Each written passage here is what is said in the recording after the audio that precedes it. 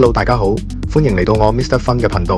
2025年11月 ，Meta Reality Labs 再預告2025年蝕180億美元，累計燒咗超過700億美金。好多朋友問我，元宇宙係咪真係死晒？今日我哋用最新數據加 AI 四巨頭嘅真心話，一次過講清楚元宇宙會唔會變21世紀最大商業誤判，定係 AI 加機械人爆發之後，元宇宙先係真正嘅新大陸？睇完呢條片，你會有答案。元宇宙到底係乜？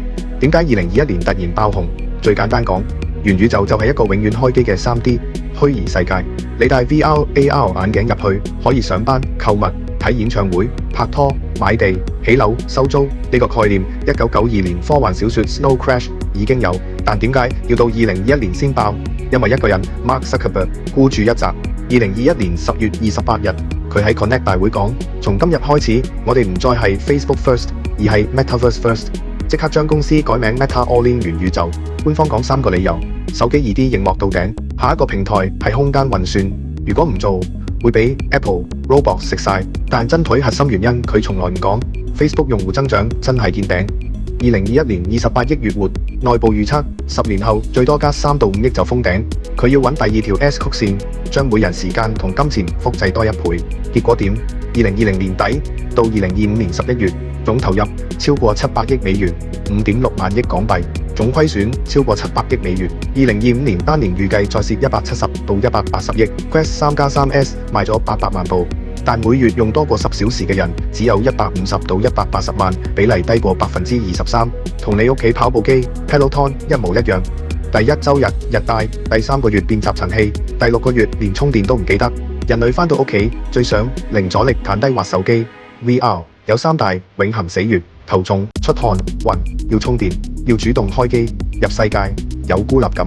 內容打完幾隻遊戲就冇嘢玩。AI 四巨頭點睇元宇宙？一致唱衰。真正搞 AI 嘅頂級大佬幾乎100%唱衰元宇宙。總結一句：實想拉你入虛擬世界多起嚟。AI 大佬想將現實世界變到好玩1000倍。AI 機械人爆發實體烏托邦嚟緊。當 AGI 加人形機械人2030到2035年真正落地，會發生咩？物質極度豐饒，食物、日用品、飛機票變超平，壽命可能200到500歲。太空旅行平到似搭高鐵，香港、紐約30分鐘可能幾百蚊。到時稀缺嘅唔再係錢，而係不可複製嘅實體體驗。冰島極光嘅刺骨寒風，馬爾代夫潛水魚群刷新，同真人擁抱接吻嘅真實感覺，呢啲係元宇宙用1000年都模擬唔到100%嘅。你覺得人類會揀 A 戴頭盔入虛擬世界， B 直接飛去火星開 rave， 去南極睇極光？99%人會揀 B。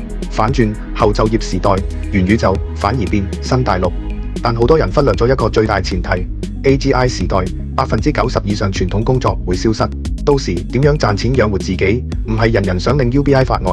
未來經濟會變成咁：微型創作、粉絲經濟，20:100個鐵粉城，每月500蚊，年入60萬。去中心化微任務市場，一日做30單 AI， 人工校對，賺得比中產多。聲譽資本變現，純粹做自己都有人俾錢。社區合作社，本地交換經濟，虛擬世界內全新職業，虛擬酒吧 DJ， 虛擬地產大亨，虛擬婚禮司儀。最重要一點，實體世界空間永遠稀缺，現實只有一個身體，24小時，有限黃金地段。但元宇宙可以無限擴張，創造成本接近0。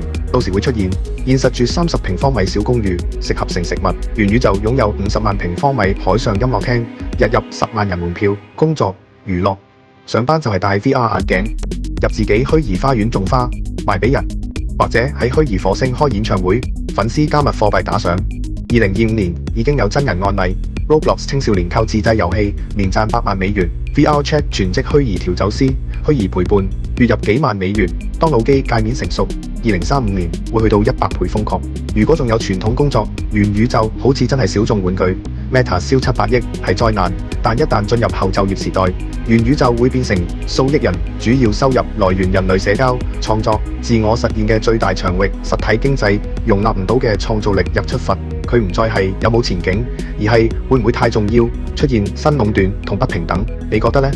A 元宇宙死晒，實體烏托邦先係王道。 B 後就業時代，元宇宙會變新大陸。歡迎留言講下你點睇，最精彩留言我會置頂。心心記得 like、訂閱、撳鐘仔，我哋會再講更多 AI 不同層面嘅內容。拜拜，多謝大家收睇，我係 Mr. 芬，我哋下條片見。